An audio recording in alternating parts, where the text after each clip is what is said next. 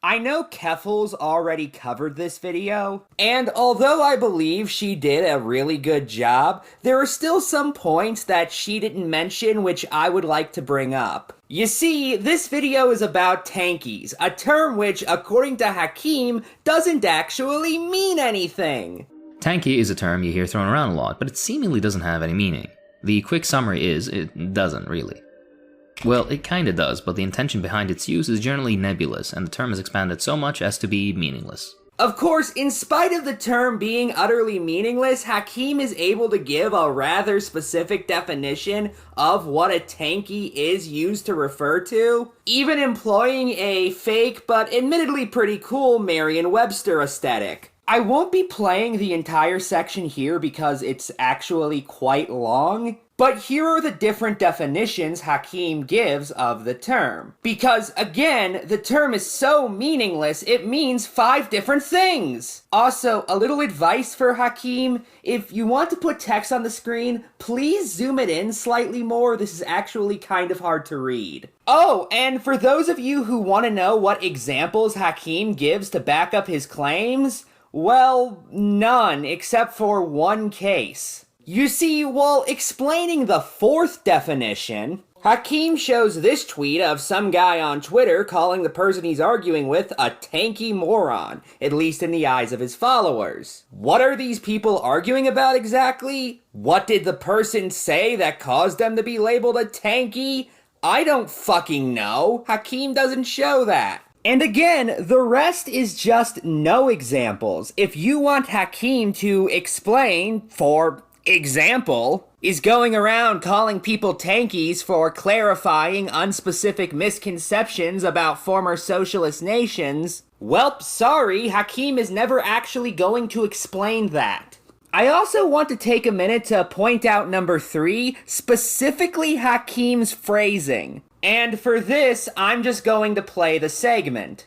Number 3, broader still, as a catch-all term for Marxist-Leninists and adjacent ideologies, which usually encapsulates support for the concept of the dictatorship of the proletariat, democratic centralism, the active suppression of the bourgeoisie, a more involved approach towards internal security, economic planning, etc.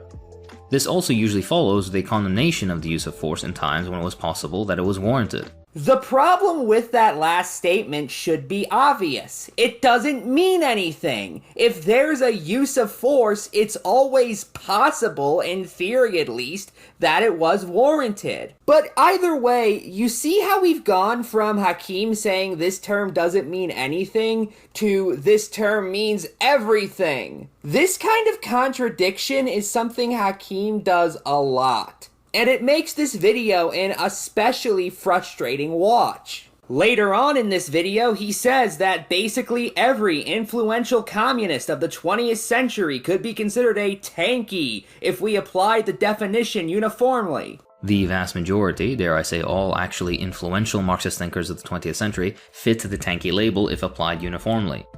Even more so when looking at post-independence, anti-colonial, and anti-imperialist, read Black and Brown, figures.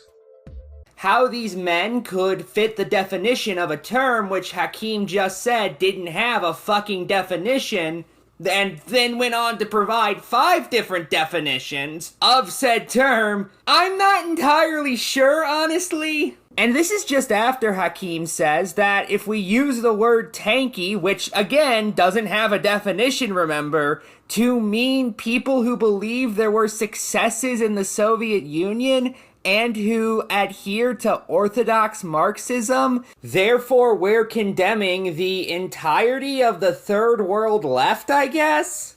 Regardless, a good point to note is that if we're using the term against people who recognize the achievements of former socialisms and adhere to more or less orthodox theoretical approaches to socialism, meaning Marxist-Leninist ones, then this term is a little more than, hopefully, an unintentional condemnation of third world or imperial periphery leftists.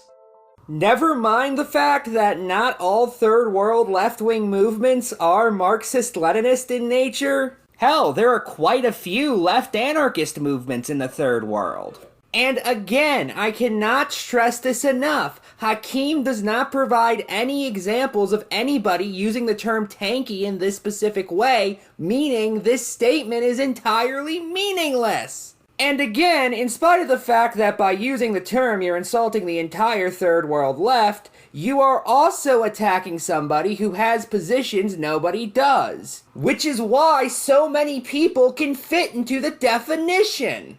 It's supposed to mean someone who uncritically supports everything a socialist nation does. These people don't exist. The USSR or China or Stalin did nothing wrong is a meme set online as a joke. No one actually believes it.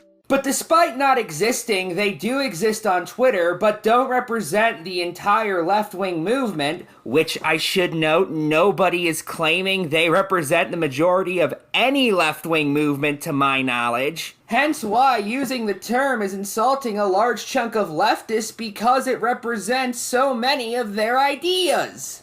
Likewise, seeing someone saying something on Twitter and interpreting that opinion as representative of the entire movement is silly.